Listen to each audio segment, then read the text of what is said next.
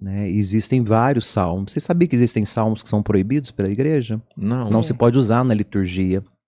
Tá Por na quê? Bíblia e não pode Então, usar. por Está quê? na escritura, não pode ser rezado dentro da igreja porque são salmos de destruição dos inimigos, quando você deseja o mal para o outro.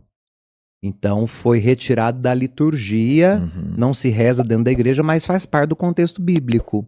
E existem, para além dos 150 salmos canônicos, 9 salmos deuterocanônicos. São salmos que não entraram na Bíblia, mas que foram escritos e existem também. Só que foram escritos em língua grega. Durante a tradução do hebraico para o grego, escreveram 9 salmos a mais. Esses não entraram. Então eles não estão na Bíblia. Você já leu todos eles? Já. Inclusive, nós vamos dar um curso de salmos. Agora o Agora, próximo é para Salmos. poder. Porque nós precisamos. Muita gente tem pedido. Uhum. Daí as pessoas não conhecem. E a oração oficial da igreja é o salmo. Que loucura, as pessoas não conhecem Então. Apocalipse, não conhecem É, Salmos, não conhecem... Tem só uma visão muito breve, né? Dessas literaturas. Nesse são curso vão ter literaturas- todos os salmos, inclusive os que... Os 150 salmos, mais os 9 deuterocanônicos, Uhum. e vai ser separado por função. E você acha que pode ser tão interessante quanto o curso de Apocalipse? Eu acho que o salmo ele chega a ser mais interessante, Mais? porque o salmo ele está na nossa vida todos os dias. Você chegar na casa de alguém agora, tiver uma Bíblia aberta, vai estar num salmo. As pessoas têm uma atração pelo salmo. Vou começar a Porque observar isso. comunica, o salmo comunica, porque são homens falando das suas verdades diante de Deus. Por isso que eles são atribuídos ao rei Davi. Apesar de que nem todos, a maioria, talvez, né, 2/3 do saltério não teve contato com Davi. Porque Davi, ele viveu antes do exílio da Babilônia. Então, os salmos do período de Davi são poucos. Talvez não chegue nem aos 50. Os demais são atribuídos a Davi como forma de honrá-lo.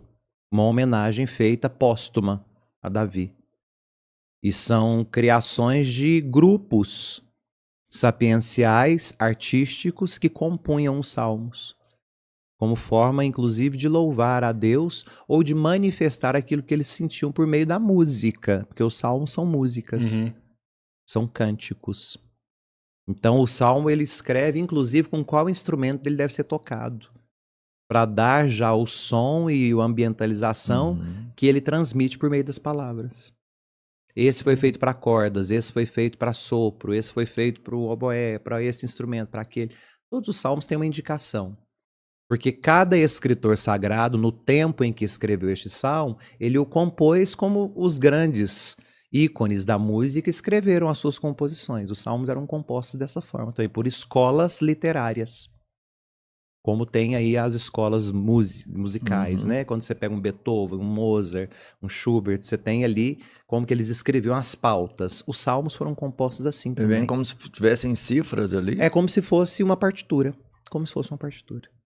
E é a oração oficial da igreja. Neste exato momento, existem freiras, monges e monjas que estão com o saltério, que é o livro de salmos na mão, rezando os salmos pela santificação da igreja. Eles rezam o ofício divino. É como os muçulmanos param durante o dia para rezar, como os judeus param, os cristãos também param. Só que esta obrigatoriedade não foi imposta aos leigos, foi imposta aos consagrados. Freis e freiras, monges e monjas. Nós leigos não temos que parar o dia para rezar, porque nós temos esses que rezam por nós, no nosso lugar.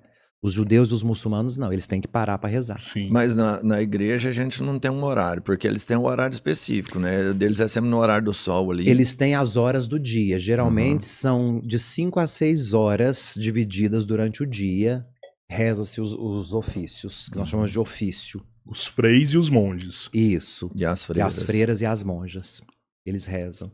Agora, quem tem a vida ativa, ou seja, que está no dia a dia da paróquia, não tem como parar também. Aí Eles estão rezando por vocês. eles estão rezando por nós, por todos nós que temos uma vida ativa. É a vida contemplativa da igreja. A Qual gente que é tem um que salmo? agradecer mais ainda, então, Com os certeza, freis, os com monges. certeza. Nossa, obrigado. A vida Frei. contemplativa, igual aqui em Araguari, vocês têm as irmãs concepcionistas. Sim. Sim, sim. Elas estão lá rezando os salmos no nosso lugar. Eu morro de vontade de trazer as irmãs aqui pra conversar com a gente. Elas são enclausuradas, não podem sair. Né? Mas eu acho que tem umas que elas acabam saindo pra Só com comprar a algumas autorização coisas, do né? bispo. Existe uma que é chamada de irmã externa. Essa é a Isso. única que pode sair para fazer a manutenção do Resolver mosteiro. que as faz coisas. Mas nem sombra, todo que- mosteiro né? tem. Aí elas contratam um funcionário que faz isso. Nem todo mosteiro tem. Não sei como que está aqui em Araguari. E você, como padre, você pode entrar lá? Não. Só Também com não. autorização do bispo. A clausura, Elas não pertence- podem ter contato com ninguém do lado externo. não. Caramba, É velho. clausura, do latim claus é trancado. E o Daí a tempo palavra delas- claustro, fechado. O tempo delas lá é todo só pra oração. Só para oração. E para o trabalho interno da casa. É, eu Cuidado falo assim, é interno. manter a casa Uhum. rodando ali, porque não tem uma parte externa, sei lá, uma pra sociedade, por exemplo. Não. Você tem uma comunidade, Porque a alguma função coisa. delas é nos santificarmos por meio da oração delas. Uhum. Porque o obrigatório seria nós pararmos o dia e rezarmos os Uhum. salmos. Tinha que ser todos os Uhum. cristãos parar durante o dia e fazer sua oração. Então, como a igreja permitiu que os leigos tivessem uma vida ativa, a igreja diz, essa função cabe aos contemplativos. Então eles estão lá fazendo a nossa obrigação. Por isso nós temos obrigação de zelar e cuidar dos mosteiros, dos conventos de contemplação. Porque elas precisam da ajuda do povo. Sejam monges, monjas, freis ou freiras.